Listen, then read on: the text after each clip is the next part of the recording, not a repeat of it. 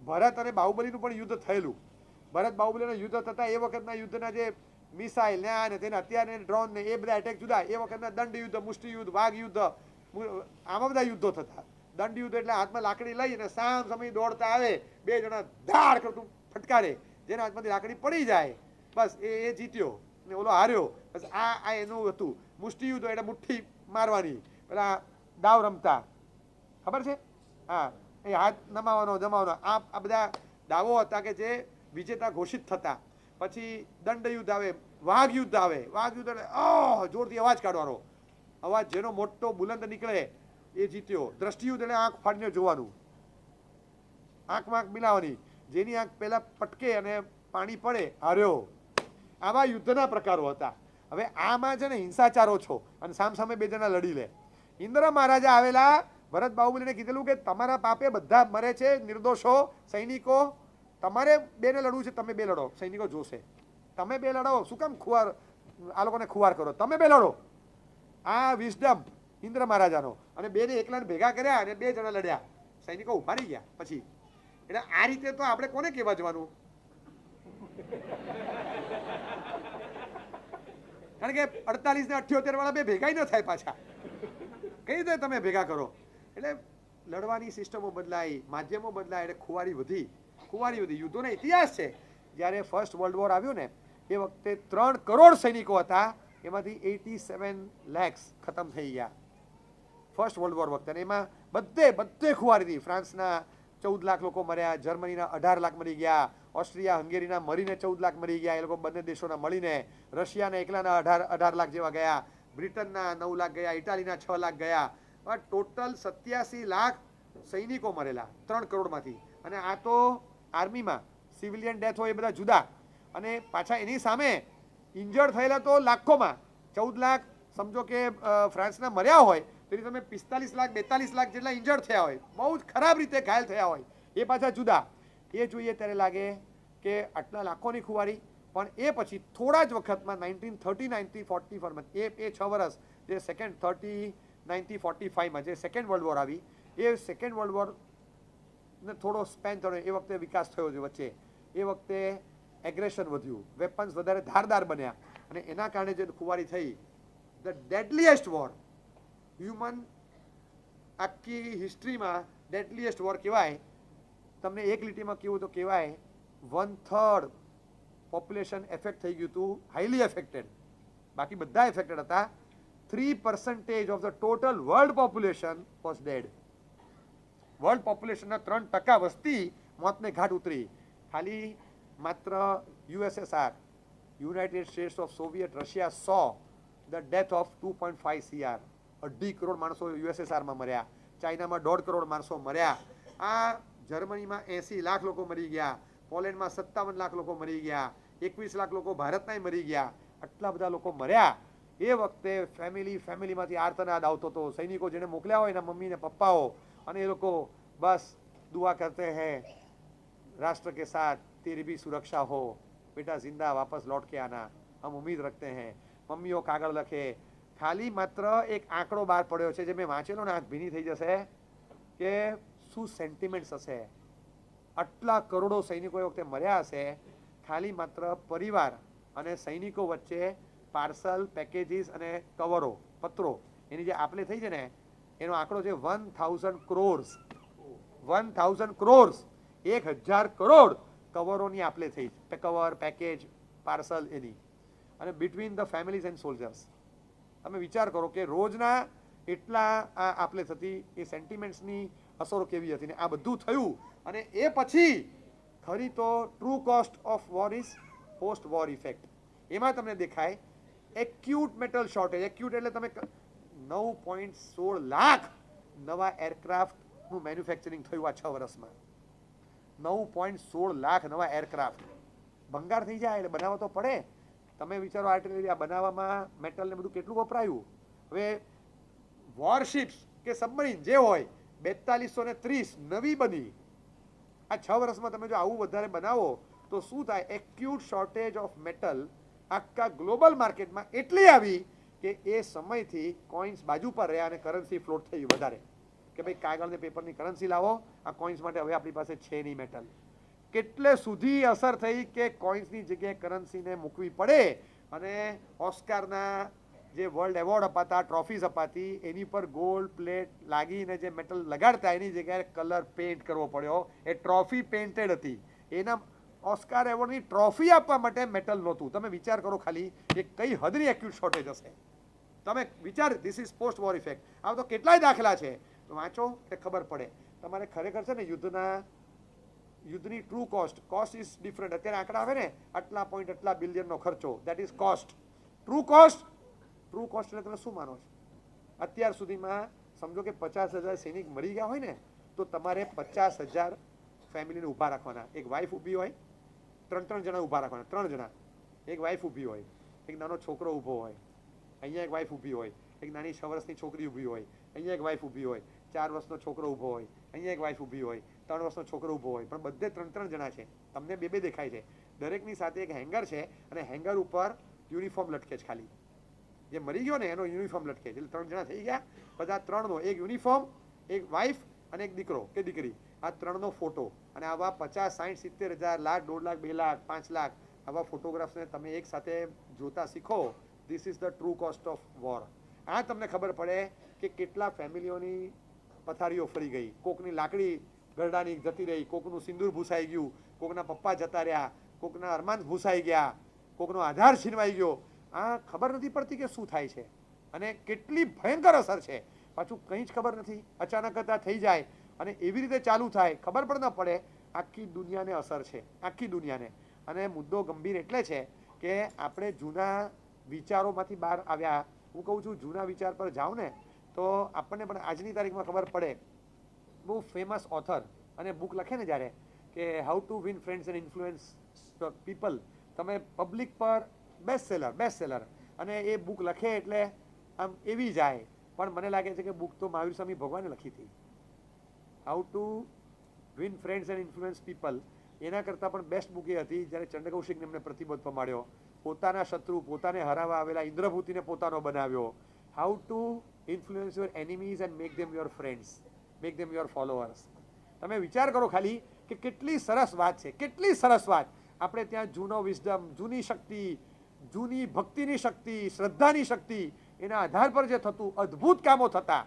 અને એ કામ ભગવાન મહાવીર સ્વામીના વખતથી ચાલ્યું આવે. જે ચંદ્રકૌશિકના ફૂફાડા હતા, એક ખાલી માત્ર 3 મીઠા શબ્દોએ શાંત કર્યા. ઇન્દ્રભૂતિ કઈ સાયકોલોજીને શું એટીટ્યુડ સાથે આવેલો અને એને પોતાનો એક અગ્રીમ ફોલોઅર બનાવી દીધો. આજે એ લાગે કે આ મહાવીર સ્વામી ભગવાન પાસેથી આ શીખવા જેવું છે. આ વિઝડમ છે કે તમારે જવાનું. ઓલો ડંખ મારે, એ શાંતિથી પડ્યો રે, તને સુધારવા આવ્યો છું, બધા ના પાડી દી, કચડી નાખીશ, કંઈ નહીં. એને ગરજ નથી સુધારવાની, મારે ગરજ છે.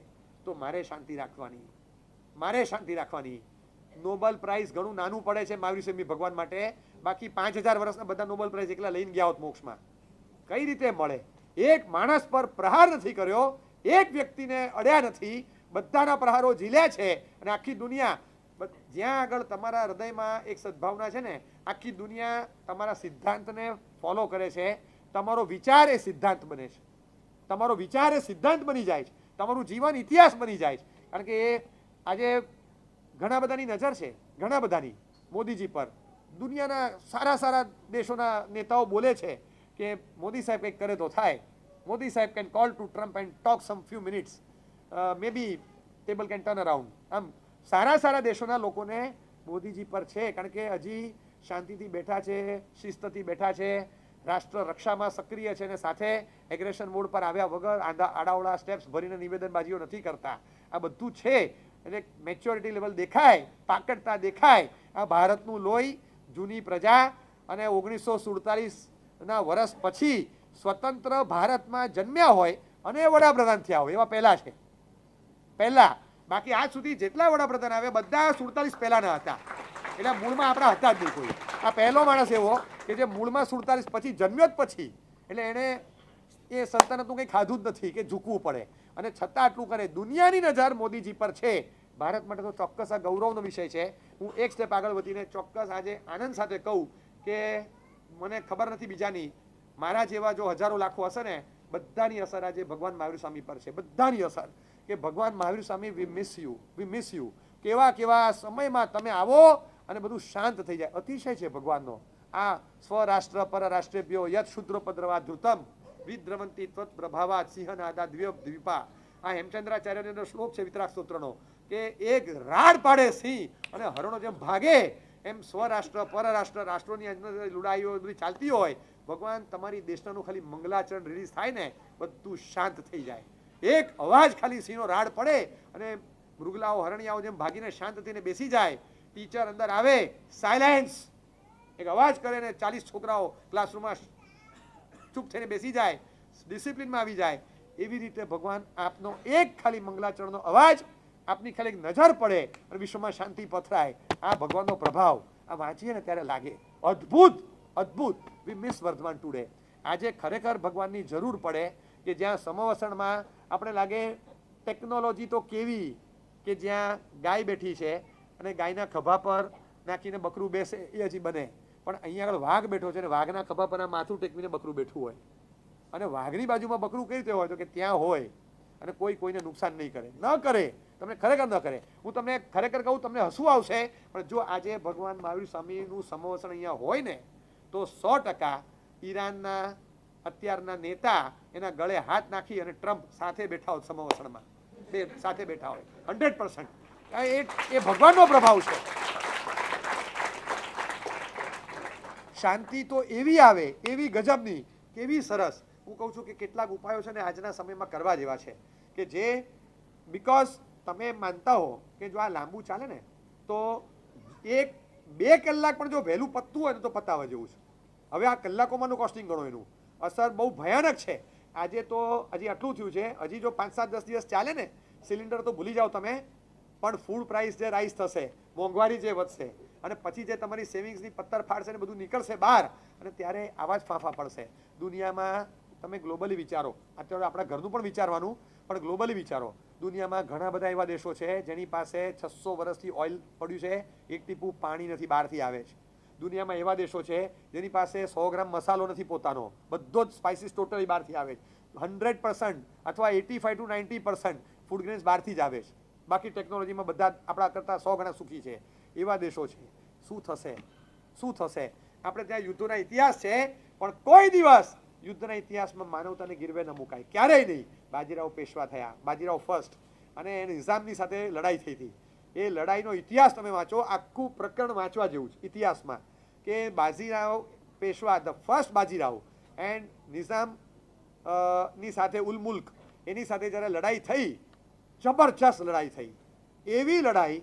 અને એ લડાઈમાં એ બાજીરાવે નિઝામ ઉલ મુલ્કને એવા દાંત ખાટા કરી દીધા, એવી ધરતી ચાટતો કરી દીધો, માટી સૂંઘતો કરી દીધો, બીજી વાર ઊભો નહીં થાય એટલી બધી તુમાખી સાથે પેલો આવેલો, સપાટ સુવડાવી દીધો, અને એને ચારે બાજુથી ઘેરી લીધેલો, ચારે બાજુથી કેવો ઘેરી લીધો, અને એના કોટ વિસ્તારને ઘેરીને અંદર કંઈ જાય નહીં, કોઈ બહાર ભાગી શકે નહીં. એ કિલ્લાઓ ઘેરી લેતા, પેલી સિસ્ટમ હતી. ત્યાં સ્ટોરેજમાં રહેલું અનાજ બધું સાફ, બધું રિઝર્વ્સ બધા ખોલ્યા, બધા રિઝર્વ્સ ખોલી નાખ્યા, અને રિઝર્વ્સ રાખતા પહેલા મહિનાઓ સુધી ઘેરો છૂટે નહીં, મહિનાઓ સુધી. અને પહેલાના 2-3 મહિનામાં બધા રિઝર્વ્સ પૂરા થઈ ગયા.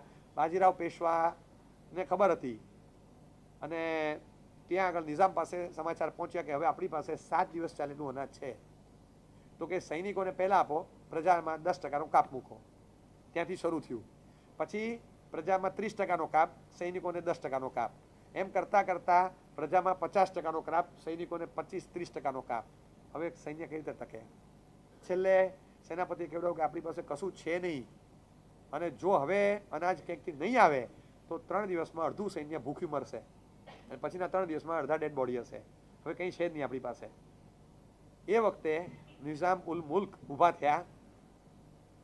એક આશાનું કિરણ છે, કદાચ કહેવું પડે, પણ મને આશા છે એ માણસ આપણને અનાજ આપશે. કોણ? બાજીરાવ. કોણ? બાજીરાવ. અરે સાહેબ, આપણે એની સાથે લડીએ છીએ. હા, લડીએ છીએ. એ બહારની સપાટી છે, પણ એની અંદરની સપાટી હું ઓળખું છું. એ માણસ તરીકે બાકી ગજબ છે, ગજબ. મારા તમારા કરતાં એ આખી એની માનસિકતા જુદી છે. આપણે નહીં કલ્પના કરી, પણ એને સિચ્યુએશન સાચું જણાવવું પડશે. સપોઝ જો એને ખબર પડે ને કે આપણે મરી રહ્યા છીએ, એ અનાજ મોકલશે. એ મોકલશે કે સાહેબ ના કહેવાય, મોકલશે. દૂતને મોકલો. એને કીધું, તમે નહીં માનો. અને ત્યાંથી દૂત ગયો. આ સાંભળવા જેવો ઇતિહાસ છે. એક બાજુ છે ને, તમે પેરેલલ ટેલી કરતા જજો કે આખી ખુરમુસની ખાડી બંધ થઈ હોય, દુનિયાભરના ગેસના અને ઓઇલના જથ્થા પર આક્રમણ થતું હોય, દુનિયા આ બધી હેરાન થાય, 2 જણા ખાતર આખી દુનિયા એનો ભોગવે, એવું જ્યારે ચાલતું હોય ને બધાના રિસોર્સિસને અટકાવવામાં આવતા હોય, એવા સમયમાં પોતાના શત્રુ ત્યાંથી એક દૂત આવે છે અહીંયા ડાયરેક્ટલી. આ તો એના જેવું થયું કે ઇઝરાયલ પાસે ઈરાન કે ભાઈ અત્યારે ગમે તે કરો, હારશું કે જીતશું એ પછી વાત, પણ અત્યારે થોડાક વોરશિપ્સ અમને આપો, અને ઇઝરાયલ એને આપે. એના જેવું થયું. આ એના જેવું થયું. કઈ રીતે આપે? એનો નેતા આવ્યો અને કીધું અમારે મળવું છે બાજીરાવને. બાજીરાવની સાથે અંદર ટેન્ટમાં મુલાકાત કરી અને બાજીરાવને કીધું કે સાહેબ, નિઝામનો માણસ છું, એક અરજ કરવાની છે. તમે ઘેરો નાખ્યો છે, અમે ઘેરો તોડશું કાં તો ખુલશે દરવાજા, જે થશે તે ભવિષ્ય નક્કી કરશે. પણ એક સમસ્યા છે કે અમારે અન્ન પુરવઠો ખૂટી ગયો છે. અચ્છા, તો કે હા, એસેન્શિયલ કોમોડિટીઝ એક્ટ છે આપણે ત્યાં, એસેન્શિયલ કોમોડિટીઝના લિસ્ટ છે, પણ એસેન્શિયલ કોમોડિટીઝનું ફિલિંગ નથી. આજે કોઈ ફિલિંગ નથી. એ તો તમે કોળીઓ હેઠો ન મૂકી શકો, નળ ખુલ્લો ન રાખી શકો, કશું બગાડી ન શકો, કોઈનું અટકાવી ન શકો, ક્યારેય નહીં. આ એસેન્શિયલ કોમોડિટીનું ફિલિંગ હતું. તમે જુઓ કે અચ્છા, અન્ન પુરવઠો ખૂટી ગયો છે, તો પછી બધા ખાય છે શું? સાહેબ, લોકોને 40-50% ઓછું, સૈનિકોને 30% ઓછું. અરે ચિંતાતુર બની ગયો. આનંદના સમાચાર નથી. એના મોઢા પર ગ્લાની હતી. ગ્લાની, બાજીરાવના મોઢા પર ગ્લાની. એનું મોઢું પડી ગયું. તરત કીધું કે કેટલા દિવસ ચાલ્યો છે? કે સાહેબ 3 દિવસ. 7 દિવસમાં માણસ મરી જવાનો હોય ને તો પણ બોલે તો એવું જ, હું 6 મહિના સુધી લડીશ, હું 10 વર્ષ સુધી લડીશ. બણગા તો ફૂંકતા જ હોય બધા, ખોખરા થઈ ગયા હોય તોય, કારણ અંદરનું જનૂન તો હોય જ. અને સ્પિરિટ છે, ઓફકોર્સ વોર સ્પિરિટ આવી જ હોય, કબૂલ. પણ આ માનવતાની હ્યુમન સ્પિરિટ તમે જુઓ. ચોખ્ખું કીધું કે 3 દિવસ ચાલે એટલું અનાજ છે. 4થા કે 5મા દિવસે કદાચ મોતના આંકડાઓ વધતા જશે, કદાચ સૈન્ય પણ સાફ થઈ જાય અઠવાડિયામાં, એવી પરિસ્થિતિ છે. તરત બહાર ગયા, પોતાના સેનાપતિને બોલાવ્યા કે આપણી પાસે અન્ન પુરવઠો કેટલો છે? તો કે કેમ? કે નિઝામ ઉલ મુલ્કના સૈનિકો આવ્યા છે, એનો માણસ આવ્યો છે, સૈનિકોને ખાવાના ફાફા છે. શું વાત કહો સાહેબ? આના જેવા આનંદના સમાચાર કોઈ નહીં. યુદ્ધ લડીને આપણે જે કામ કરવા માંગતા હતા કુદરત જ કરશે. તો 3 દિવસમાં યુદ્ધ પૂરું. મેં તને એટલું જ પૂછ્યું કે આપણી પાસે અન્ન પુરવઠો કેટલો છે? કે સાહેબ શેના માટે? તો કે એમને આપવો છે. સાહેબ, દયા બધે હોય, યુદ્ધમાં ન હોય. સાહેબ, એક વિનંતી, મારી વાત સાંભળો સાહેબ. દયા બધે હોય, યુદ્ધમાં દયા ન હોય, અને દયા હોય ત્યાં યુદ્ધ ન હોય. If there is war, there is no compassion. If you are compassionate, there can be no war. યુદ્ધ ને દયા ભેગા ન થાય. તો એક વસ્તુ સાંભળ, મને કોઈ ડાપણ ને સલાહની જરૂર નથી. દયા મારી જીવનશૈલી છે. દયા એ મારી જીવનશૈલી છે, અને એ જીવનશૈલીમાં જરૂર પડે ક્યારેક યુદ્ધ આવશે, પણ માનવતા વગરનું યુદ્ધ ક્યારેય નહીં આવે. મે બી compassion is my lifestyle. Eventually there can be a war, but never without humanity. આવશે. સેનાપતિએ કીધું કે સાહેબ, હું ગાંડો થયો છું, તને લાગશે મારા સિવાયને તમે બધા જ મને ગાંડા લાગો છો. માનવતા, માણસ મરી જાય. જો એક વસ્તુ સમજી રાખ, યુદ્ધના પરિણામમાં હાર ને જીત બેમાંથી એક જોઈએ, મોત ના જોઈએ. યુદ્ધના પરિણામમાં there can be victory or defeat. મોત અને મોત આવે પછી આપણે જીત્યા એમ એવી વિક્ટરી મને જોતી જ નથી જોતી. યુદ્ધ લડીશ, એના માટે જે કરવું પડે તે કરીશ, ઘેરો નહીં ખોલું, પણ આપણે આપવાનું છે. મને ચેન નથી પડતું, નહીં ચેન પડે. સેનાપતિઓની અગેન્સ્ટમાં બીજા માણસને બોલાવ્યો, ઉપરીને બોલાવ્યો. It is my order. 5000 Pothiya મોકલો. ગાડા ભરીને 5000 અન્નનો પુરવઠો મોકલ્યો. કોને? જેની સાથે યુદ્ધ કરે છે ને. આ યુદ્ધનો ઇતિહાસ છે. તમે કલ્પના કરો ખાલી કે ખાલી હું કહું છું ભારતનું નહીં, પણ બીજા કોઈક 4 દેશ માટે ક્યાંક બીજે કંઈક જતું ને, એવા કોઈ દેશ માટે પણ 2 જહાજ છોડે તો ખરા. ને ઈરાનવાળા છોડે ને ત્યાંથી ઓલા જવા દે. કાંઈ સામે ટકરામણો, બીજાની નેસેસિટીસને કબજારામાં રાખવાના અને આડકત રીતે પ્રેશર ક્રિએટ કરવાનું, જેથી કાં તો તમને હેલ્પ કરો કાં તો ત્યાંથી પાછા ફરો. આ પ્રેશર ક્રિએટ કરીને દુનિયાભરને આ સકંજામાં લેવાના. આ વોર સ્ટ્રેટેજી છે. આજે યુદ્ધો લડ્યા છે પણ માનવતાની ગીરવે મૂકીને યુદ્ધો નથી લડ્યા. બાજીરાવ પેશવા અને નિઝામ ઉલ મુલ્કના યુદ્ધોનો ઇતિહાસ પણ આ દેશમાં છે કે જ્યાં આગળ દુશ્મન રાજાના સૈનિકો ભૂખથી ન મરે, હારી ઝૂકીને પાછા ફરે એ વાત સાચી, પણ ભૂખથી ન મરે. અને ત્યારે એને અન્નનો પુરવઠો બાજીરાવ પેશવાએ મોકલ્યો. 5000 ગાડા ભરીને અન્ન ગયું અને એ વખતે નિઝામ ઉલ મુલ્ક રડી પડ્યો અને એને કીધું કે મારે બાજીરાવને મળવું છે. સૈનિકોએ ના પાડી કે એના છાવણીમાં ન જવાય, હું જઈશ. ગયા અને ત્યાં જઈ અને બાજીરાવ એક શબ્દ બોલે છે. બાજીરાવને મળવા ગયો નિઝામ એક શબ્દ બોલ્યો. એ શબ્દ આજે દુનિયા આખીએ સાંભળવા જેવા છે. અને ત્યાં જઈને કીધું કે યુદ્ધ તો તે કરી જાણ્યું, પણ યુદ્ધની અંદર તારી ખીલેલી માનવતા જોઈ અને દિલ બાગ થઈ ગયું છે. મસ્તક તારા ચરણોમાં ઝૂકે છે, આંખો નમ્ર બનીને નમી પડે છે, આંખમાં આંખ નથી મિલાવી શકતો દોસ્ત. પણ એક વાત ચોક્કસ છે કે આ પ્રદેશ જીતવાના મારા અરમાન હવે કાયમ માટે બાજુ પર મૂકું છું, કારણ કે આ પ્રદેશ પર તારો કબજો આવી ગયો છે. આ પ્રદેશ તારા અંકુશમાં છે. યુદ્ધ વિરામ.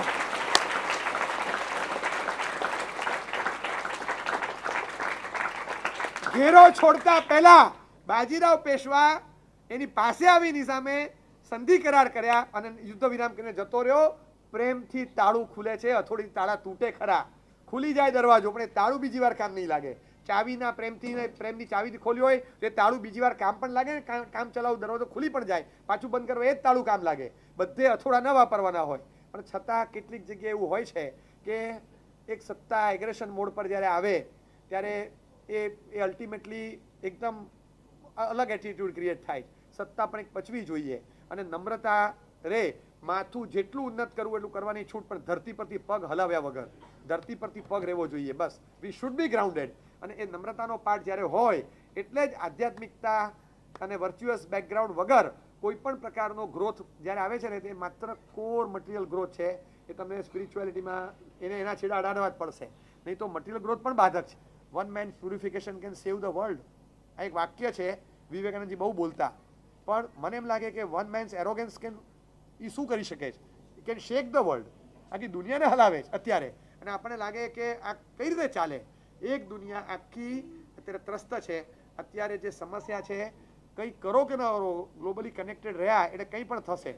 અને આ કેવું છે કે અહીંયા આગળ કંઈ સ્પોન્ડિલાઇસિસ થાય, હાથ પગ બધે અસર થઈ જાય, પછી બધું હલવા માંડે, કાં તો બધું હલતું બંધ થઈ જાય. એ ખબર નથી પડતી કે શું થશે કાલે.